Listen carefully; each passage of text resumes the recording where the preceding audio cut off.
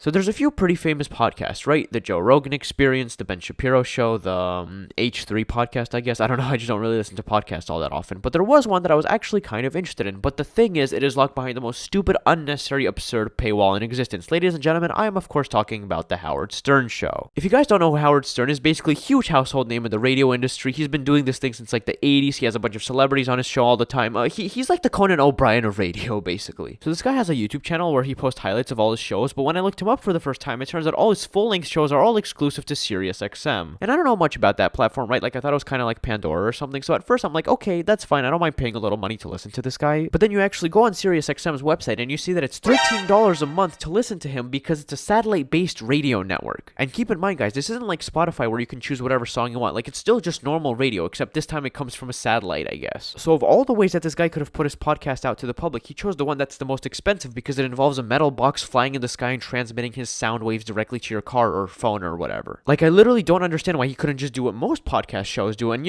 put ads on your podcast. Like, I don't mind if you pause every like half an hour and say, hey, by the way, this podcast is sponsored by yada yada yada. Like, I literally just do not have a problem with that. And apparently he already has some ads on his show, so I really don't know what this whole exclusivity thing is about. I don't know, it just seems like such a huge middle finger to the podcast community. And speaking of middle fingers, apparently this guy used to be on normal radio, but he had to leave because he was cursing too much. I mean, I don't like to jump to conclusions about people, but does this guy really look like somebody who actively makes rated R content? Not to me. I'm not even kidding. This guy looks like an off-brand John Lennon or like a typical college stoner. Oh yeah, he does have a Pandora page, but at the moment it's just a plug for people to follow him on Sirius XM. I don't know, dude. I just think there's not that much quality content on the internet anymore, and if this guy made his podcast just a little bit more accessible, I think the world would just generally be, a better place. And yeah, guys, that concludes today's video. I hope you enjoyed. If you did like it, please do consider liking and subscribing. As always, this was your captain speaking. I'm signing off.